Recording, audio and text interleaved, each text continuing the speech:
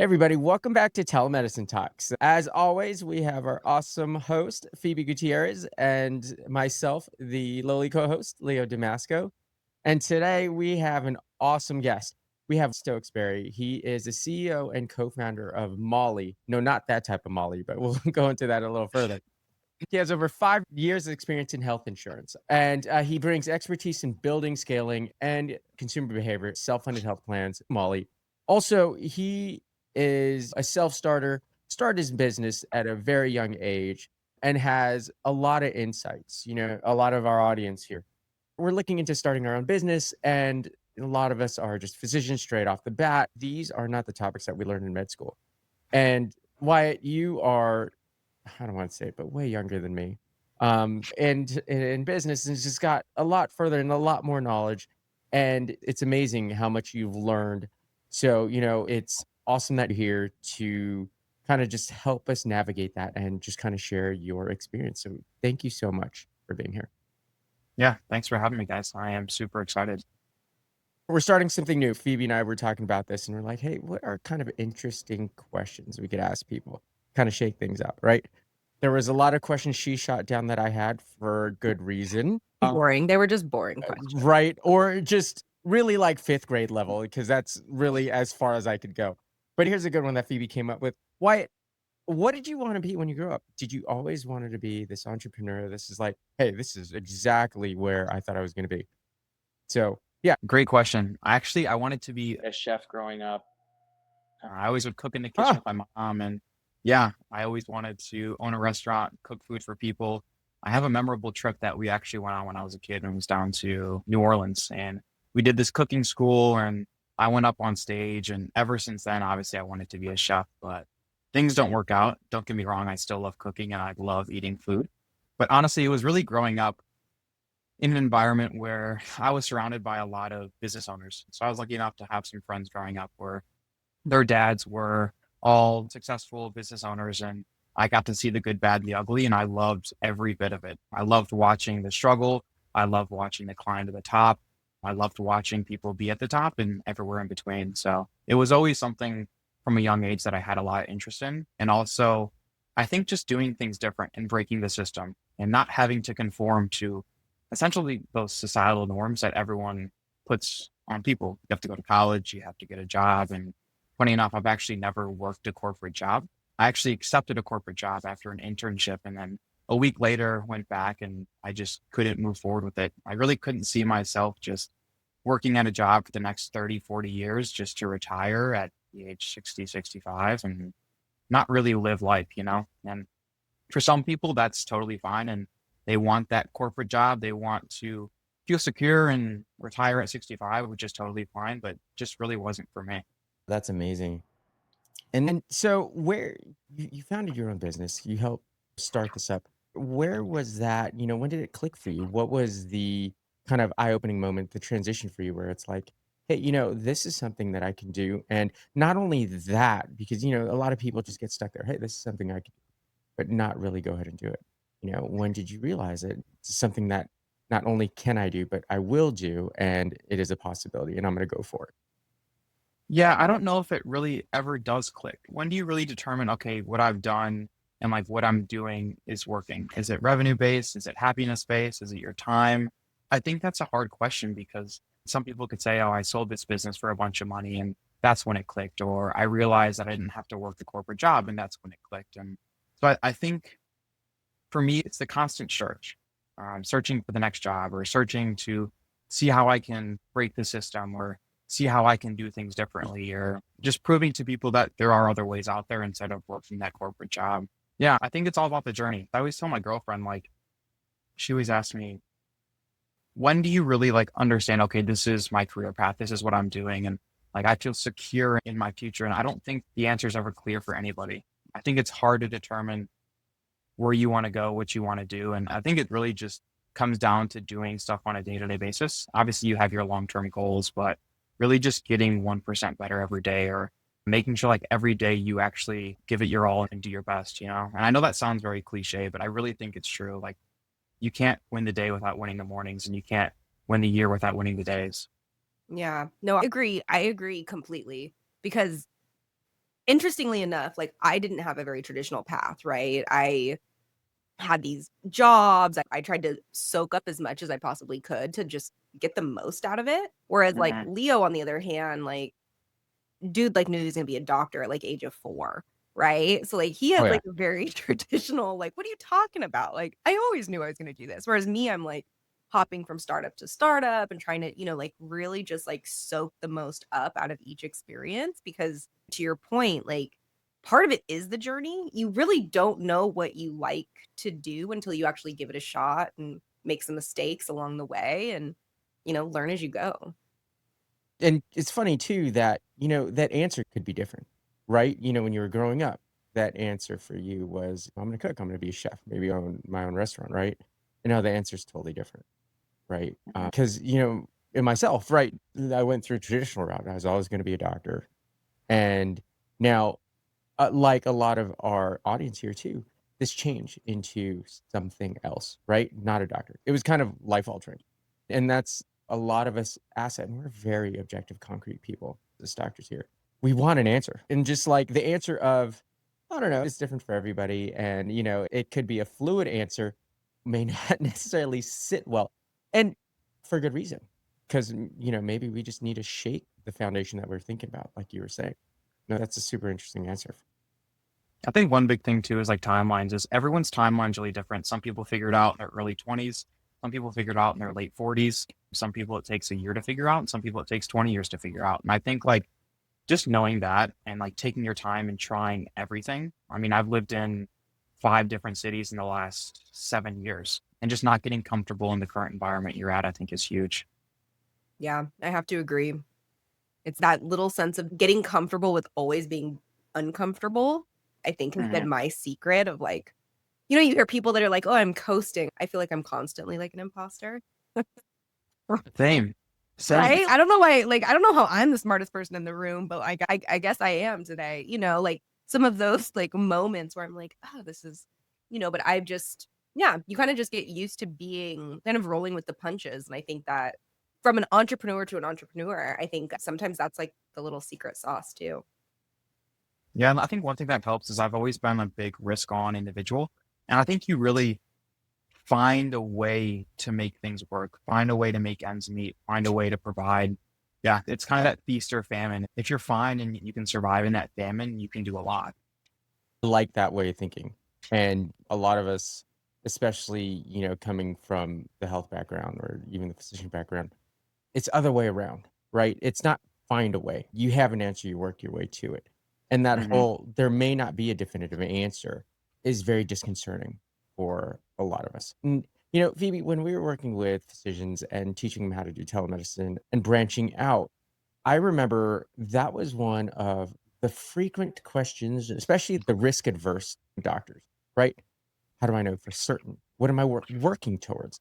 And when we gave a pseudo answer, really an answer that's not really an answer, like, oh, you just work, it was, it just, everything just fell apart, right? It just, Hmm. they couldn't get their hands around it, right? Yeah. So, how do you work around that? What's your kind of approach to that? And how do you basically make yourself comfortable for, working in an uncertain kind of environment or really just being comfortable being uncomfortable like Yeah, this? yeah, yeah. I think that's a great question. I mean, I think it's preparing yourself for one, obviously being uncomfortable, and then two, really preparing yourself like when there's famine and getting comfortable in that setting. When that whale comes around or when that big opportunity comes around, you can give everything to it and you can 100% capitalize on that situation. I think that's really what's happened for me is I was just waiting. I was really not making enough money, just enough to get by. And then when those big opportunities came by, you capitalize on them and you double down and you give everything that you can, right person, right time, right place, whatever it is, and you work your ass off. I mean, that's really what like I said, happened to me. I had the right opportunity come in front of me and I did everything I could to capitalize on it. And I learned a tremendous amount. I think back to your question, people are never going to be comfortable in an uncomfortable setting. And so I think it's giving yourself and building the right tools around you. So when the time to be comfortable or that opportunity comes by, you can pounce on it. Yeah, I think sometimes too, one of the things I always tell myself is I like freak myself out when I feel like, oh, I'm failing or something's not working is like I've made it this far. I'm Yeah. gonna keep gambling. I'm gonna keep betting on myself because like there's been something that has worked and like it's sometimes just like having a little bit of that faith.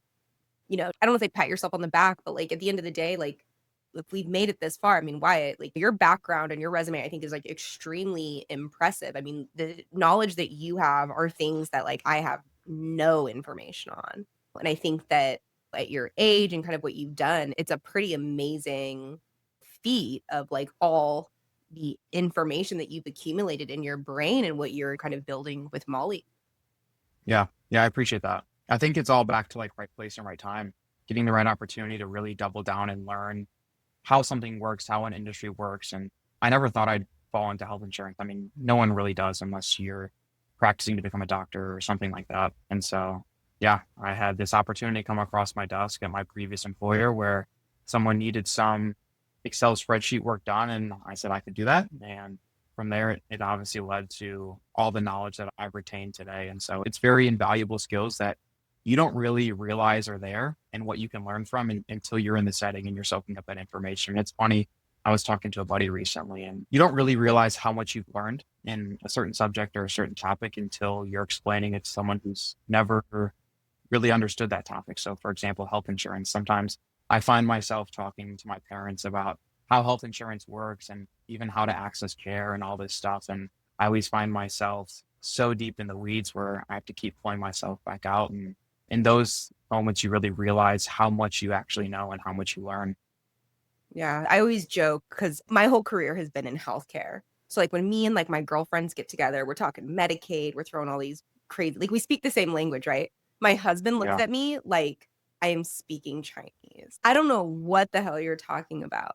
So, like, I totally get it to where it's like you're trying to explain things and, like, you just know it too well that it's like I mean, even poor Leo. Leo has to be like, "Phoebe, I just stop talking." Oh, this is why I hang out with your husband when we go together in conferences and stuff. It always ends up being me and him at the bar, just kind of, hey, what's going on? I get it. I get it. Well, I think that's a really good segue though. So like, we talked a little bit about your company and we're going to kind of dive in deeper, but why don't Yeah. you share a little bit about kind of like your area of expertise, your background and how you got to the point of, coming up with the idea of Molly and really what you're hoping to accomplish and the problems you're, hoping to solve. Yeah. Yeah. 100%. So I'll first start with my background and how I got this knowledge. So at my previous employer, we were building custom self-funded health plans for small employers. And so what does self-funding really mean? Essentially what it does is it gives the employer the opportunity to pull in the best in class vendors of a health plan and really save money. And so there's really 5 different components of the health plan. You have your pharmacy, you have your TPA, the third party administrator, the people who actually administer the claims, stop loss carrier, who's obviously the one who takes the risk on the health plan, the network, and then the broker. And so essentially what you can do in these self-funded health plans is you can unbundle all these different pieces and rebundle them back together. And so through this previous employer, I really learned how to do this. It is a very small sector of health insurance. I'd say about 5% of the population is actually doing this self-funding.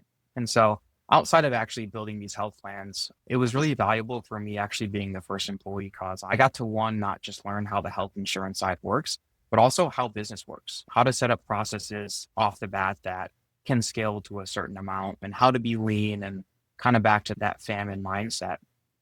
But even outside of that, the customer journey was probably one of the most beneficial pieces of my previous employer. And it was really understanding what made sense to a consumer from a health insurance standpoint, just because health insurance is so confusing, healthcare is so confusing. And I really took some of those skills that I learned in that knowledge and I applied it to what we're doing today. And so with that self-funding background, I actually had a lot of buddies reaching out to me saying, hey, I'm a 1099. What do I do for health insurance? Even at my previous employer, we had a lot of brokers where their employer clients would ask us, hey, I have a group of 1099s. How do I insure them? And our answer was always the same. It's, hey, send them to the ACA marketplace, send them to the ACA marketplace, have them look at subsidies, see how they can save money. And I really went down a rabbit hole when I started having close friends ask me what the marketplace really was. And I really came to the conclusion that there's been the same players in the ACA marketplace for the last 5, 10 years. And there's nothing wrong with that, but the same players really doesn't drive any competition, and there's no incentive to change or to innovate. I really saw the C marketplace being outdated for where the industry is heading right now, both on like a self-funding standpoint, but also on a technology standpoint. And I think the best example of this is Oscar right now. Oscar is starting to release some of these AI tools to help members understand health insurance, how to access care, and honestly, just the whole member journey. And so this large problem in 1099s, really not having access to innovative care like a large employer does, caused us to go down this rabbit hole and this pathway of creating Molly. And so essentially what we've done is we have a creative way that allows us to offer health insurance to 1099 solopreneurs, freelancers, and give them the tools and benefits that a self-funded health plan has to help them save money. But even outside of saving money, just understand the whole health insurance and healthcare system. So things like, is this provider in and out of network? And even predicting different care events. Okay, how much am I going to pay if I get this MRI? And just giving people full transparency.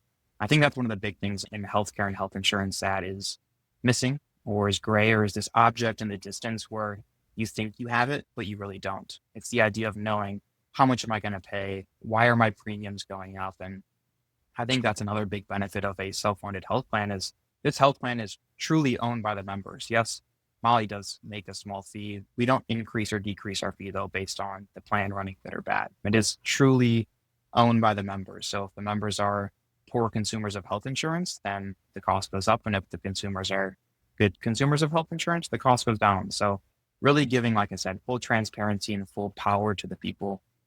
We wanted to build a health plan that fits that mold.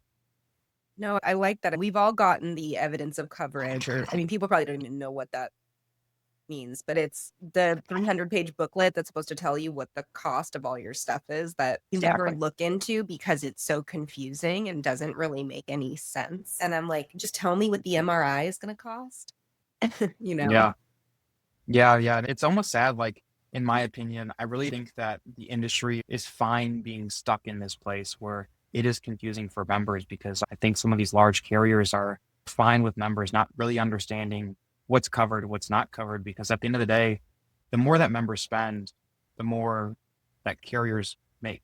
So as Yeah. premiums increase, so do profits for your employers. And I really think that the incentives for employees are misaligned right now. And so I think the level of transparency is definitely needed in this space. And I think the only way to really change is providing a level of transparency. Where are my dollars going? Not just on an insurance basis, but also on a care basis. Why should someone have to pay $1,000 a month in premium to then pay a $3,000 deductible to then have to pay 20% co-insurance to then have their care denied?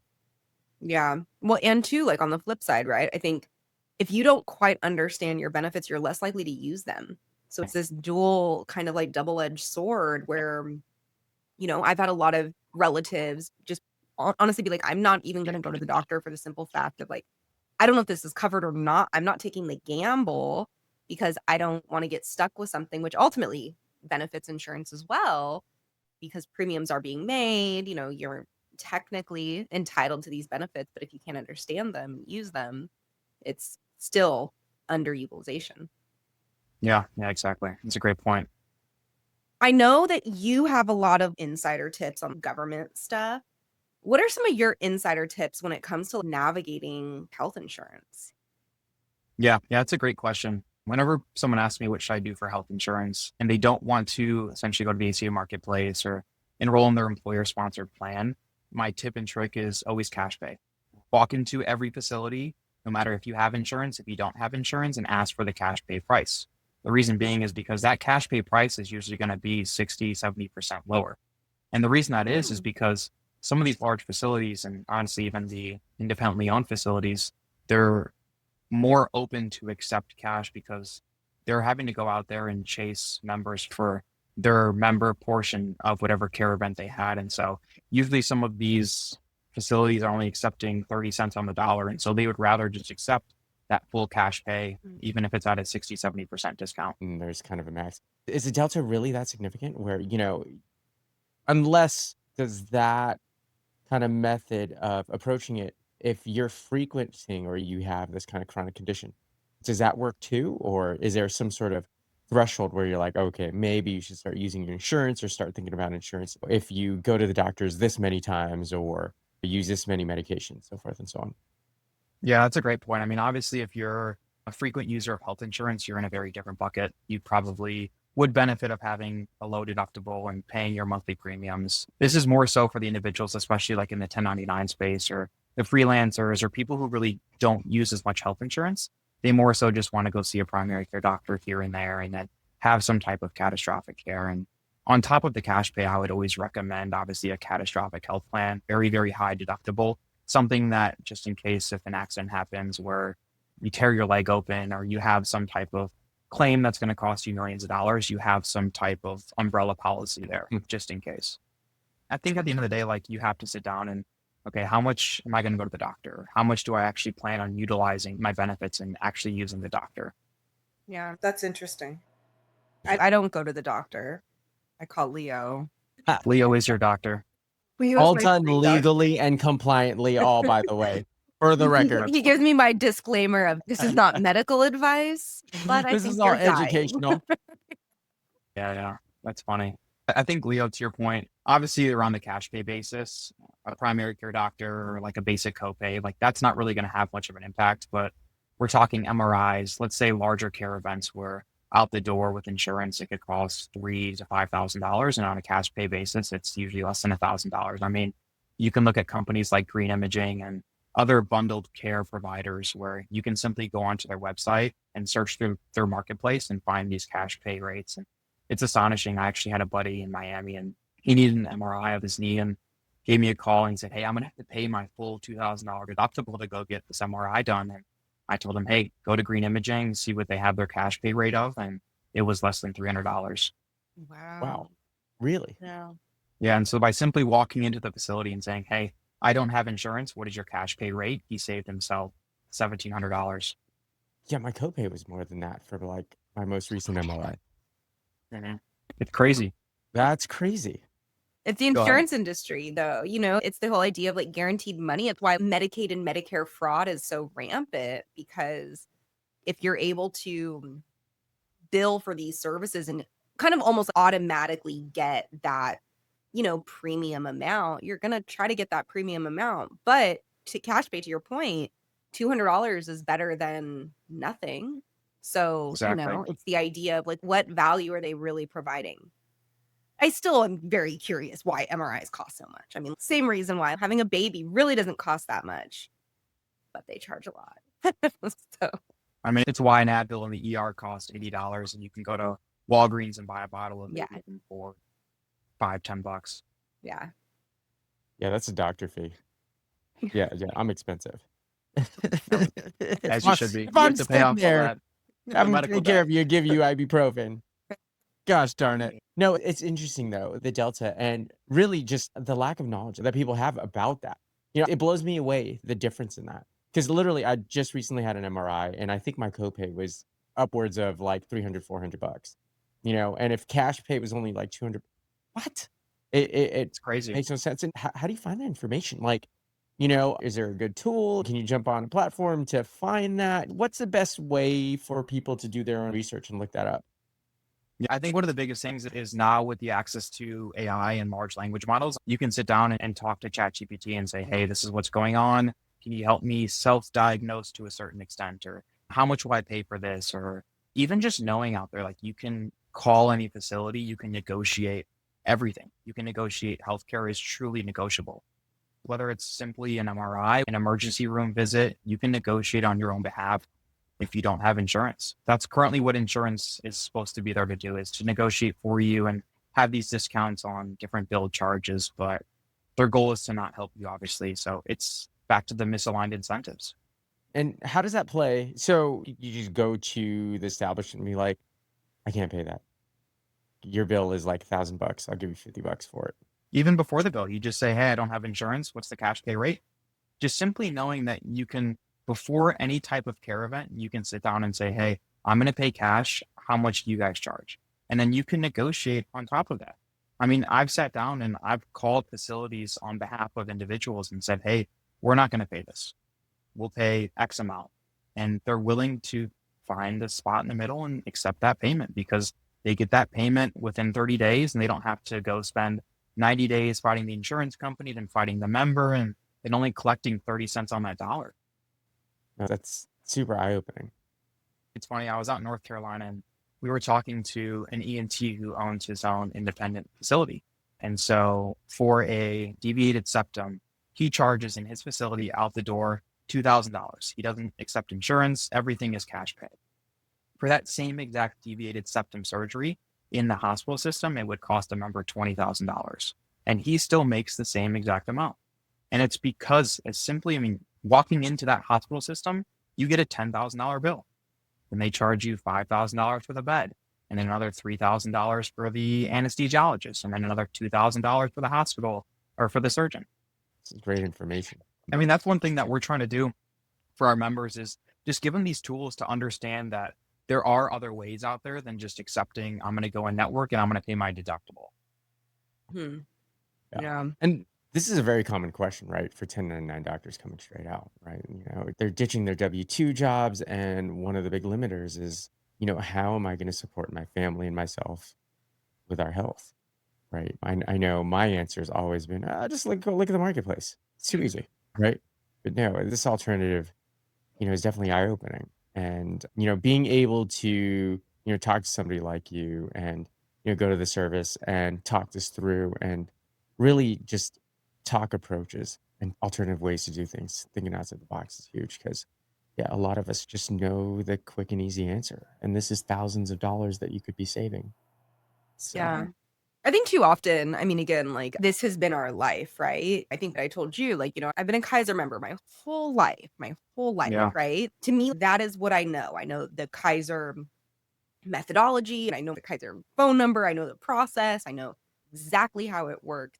And so often, we've grown up in this system where this is what is comfortable. This is what has been told as, like, this is what works, this is what happens, this is what you do. You get on Blue Shield, you get on this, you get on that. And I think, the interesting thing with Molly, and one of the things I really actually appreciate, is like kind of integrating some of the AI tools to show people how to actually save money, because your insurance is never going to do that.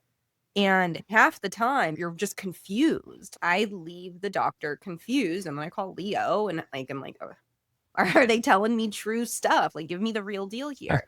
And so to me, I think that sometimes you have to kind of challenge the status quo. And I think right Yeah. now in the world and kind of how healthcare is evolving, especially when it comes to AI and kind of like LLMs, as you mentioned, is second guessing things and validating things and really using some of those tools to poke holes and be like, where Yeah. can we actually see some change? Because I think there is a lot of mistrust right now in some of the system, and there are going to be more and more companies that are AI forward and transparency forward, because, like, our generation is kind of over just taking people's word for it. Or, I'll speak for myself, like, at least, like, that's me. I am always second guessing everything now. Yeah. The status quo is very real, especially in health insurance. We would sit down with employers and they were extremely happy with a 10% increase. They were happy with what people call trend. And how is a group that, this is a little bit of a tangent, but how is a group who is running under expected, who has a clean claims file, how are they getting a 7% increase? It just didn't make sense to me. And I think also, to add on what you were saying, AI in healthcare is very real. I think it's also very scary for people too. People are asking the question, okay, if you're using AI to streamline certain things, is AI now going to be denying my claims? Is AI now going to be working on the provider and actually, more important, the insurer's behalf to help them save money? And I think it's all back to the idea of transparency, showing members, showing individuals, hey, this AI tool is there for you to use. It's not going to push you to do anything. It's not going to take away from your health benefits. It's simply just a tool to help you better understand what's happening. And I think it's just bridging the gap between AI and health insurance. And we're seeing it with just basic day to day. I don't use Google anymore. I go to ChatGPT whenever I have questions about anything. And I think that's what we're really trying to do for people is provide a tool out there that's easier to understand, easier to use, and knows you better, knows where you're at with your deductible, knows where you're at with your different claims, even understands you like on a personal level. So connecting to people's day to day. So bridging the gap between how well are you sleeping, how much do you exercise, to the healthcare side is something that I think has not really happened yet. And I think it's something that does need to happen and happen quickly. I mean, Leo, like you see patients every day and you sit down and you say, okay, well, how are you sleeping? Well, they say, oh, I'm sleeping good. I'm sleeping bad. What does that mean? What does good sleep mean? Or what does bad sleep mean? I think providing just a level of insight to doctors saying, hey, this is exactly how someone sleeps. This is how much time they spend in REM. This is how much someone actually works out. This is their VO2 max. Like this is how healthy or unhealthy an individual actually is. And I think, I mean, at least from talking to a number of different MDs, that's something that they want access to better treat their patients. And I think that's one thing Yeah. that we want to provide. Yeah. That's amazing. I know that was a little bit of a tangent. No, I think it's super relevant. I mean, I think that the idea that we all have to kind of like fill out the silly questionnaires and do all that stuff when like everybody has an Apple Watch on or an Oura Ring, the fact that there is still so much data kind of like missing. But, to your point, I Exactly. mean, like a lot of those things could inform health insurance and premiums and kind of like building better like risk profiles versus kind of the other way, which is like a blanket of like everybody's paying this premium and the high Yeah. utilizers are kind of priced out the same way. I mean, I totally hear you. I think the sad thing though is that people don't trust insurance. At the end of the day, like if I went out to someone and I said, hey, would you want your insurance company having your sleep data? They would say no. And so I think this shift needs to happen before people are comfortable with providing that level of data. And it's the shift of transparent insurance. It's the shift of people really trusting their insurance carrier. And that's just not there. And I think we're very far from being there. It's sad. I mean, we saw it happen with the UHC CEO. People just don't like and don't trust insurance. And so I think, like I said, that shift needs to happen before consumer behavior can happen. Yeah. No, I agree. I think one of the key themes on our podcast is, we talk a lot about AI in healthcare. And I think that there's good use of AI and I think there's really crappy use of AI. I don't think that 100%. AI is going to replace doctors and nurses, and I don't think AI should be our new therapist, but I do think AI should be focused more on certain things: transparency, data collection, risk tiering, being able to surface information, health navigation. I mean, there's so many cool things that you could do with AI. And I think people, unfortunately, a lot of companies use it, I mean, to your point, like auto denying prior auth, like probably Exactly. like I'm a big believer that there are certain things where you need to have the human eye, but like 80% of it can be like automated and really enhanced with AI. Sorry, that was also a tangent. Leo just knows I go on my AI tangent. No, and it's interesting because this is a hot topic right now, not just on that end, on any end. And it's funny how we're approaching this and trying to understand what we can do in the limitations. Here's another tangent. I was at my daughter's parent-teacher meeting, and they're learning about AI. She's in 6th grade, and their teacher asked them, they took an informal poll. Hey, with this regenerative AI, do you think it's a bad thing or a good thing? The 6th graders, mind you, 85% of the 6th graders thought it was a bad thing. They were scared to use it for different reasons. One, they didn't trust it. Two, they thought it was going to take over their ability to think and learn. And basically the lazy way around. Talking about AI use, and it's a powerful tool. Use it all the time, every day, all day. I think if used correctly, yes, it's something that we're not going to come back from, because it's just a tool that we need to be using. Makes everything efficient, blah blah blah. But it's interesting to see how, it's even reflected down, again, tangent overload, right? That 6th graders that don't necessarily understand and not necessarily out in the world have already identified things that we're very worried about, right? That this is a tool that, if not used properly and just out of control, can be used for bad, basically, right? This is how the Terminator started, right? We're going to end up there. Yeah.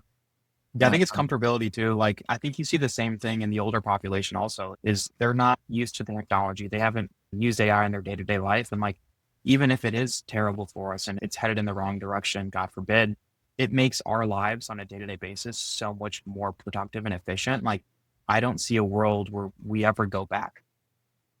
Yeah, I agree. We can't go back. I also like don't want to go back. I walk around, I talk to my chat. I mean, it's like my brainstorm bud, and like I think sometimes like it's a nice addition. I think, I really appreciate the way Molly has used AI though to again like kind of surface some of those things that are just really hard for like normal people to understand. And I think that's kind of like the right method of layering it into the healthcare industry.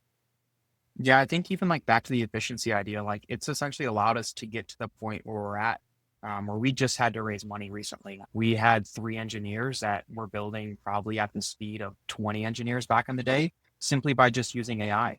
And I think we're seeing it left and right, like more and more people with the growth of 1099s, more and more people are using AI on a day-to-day basis to make business operations cheaper, more efficient, easier. I mean, I know like some of the stuff that we're doing at Molly and our creative solution, I would have never found if it wasn't for AI, or it would have taken me hundreds of thousands of hours to sift through all these legal documents and this data and come to the conclusion that what we're doing is it works. I think like kind of back to that, like you're seeing so many people in the startup world scale these companies to tens of hundreds of millions in ARR with teams of less than 10, even 5 people. You can have a group of 3 founding members and scale these companies to tremendous measures before you have to start giving up any equity and raising that money. Yeah, I built my own little AI agent just because I was curious on how to do it. Relatively easier than expected. It is. It's crazy. Yeah, it's really bananas. The hardest part was setting up all the systems to to funnel into the brain of the little agent. But, to that point, like there's so many different options nowadays that you can do to enhance things. Yeah. I know we're kind of coming up on time. So I think why it would be real helpful, like, why don't you just maybe tell our listeners a little bit more about Molly? We know that you That's are fair. launching, so there's a wait list. But yeah, go ahead and give like a little bit more about kind of like Molly and what people can expect and where they can reach out to you. Yeah, absolutely. So Molly is launching one of 2026. We are in the waitlist build out process. We are going to go live with about 1,000 members and probably cap it at 1,000 members. So if you are interested and you need insurance and you're a 1099, you're a freelancer, you're a solopreneur, and you feel like you've been underserved in the traditional health insurance space and you want a level of transparency and you want to control over your claims and your premium costs, we're here for you. We truly just want to be the most transparent health plan and help members understand care. And even outside of the health insurance space, we want to help people get healthier over time because that's really our mission and our end goal. And that's why we're in it. At the end of the day, we're 3 health nuts who are nerds with our health data. And so we just want to help people obviously understand care, but get healthier over time. You can find us at mollyhealth.com. You can join our waitlist through there. We're also on Twitter at mollyhealth. And then you can always follow me on Twitter. I think my Twitter handle is OG Stokes, OG_Stokes. Love it. Yeah, I mean, we're at the point where there is a huge shift happening in the ACA marketplace. Yeah. 26 million people are likely to go uninsured. And with these enhanced subsidies expiring, people are going to really experience sticker shock. We want to be the last solution and last health plan that members ever have to search for. Mm-hmm. Yeah, no, I mean, I have to assume it's a really scary time for a lot of people right now who are anticipating huge hikes, potentially being kicked off different kind of programs. And so, I think it's going to be amazing to see Molly launch. I know you're capping at 1,000, but you might get some extra in there as you go live. Yeah, Absolutely. Yeah, thank Looking you. forward to seeing it too. 'Cause I think a lot of our members here, like I said before, definitely one of the questions and one of the hesitancies to go forward. And having this option is really helpful. Just taking that off their plate. No, great. Yeah, thank you guys. I appreciate the time. Love the talk. Love the conversation. Thank you so much for giving us insight.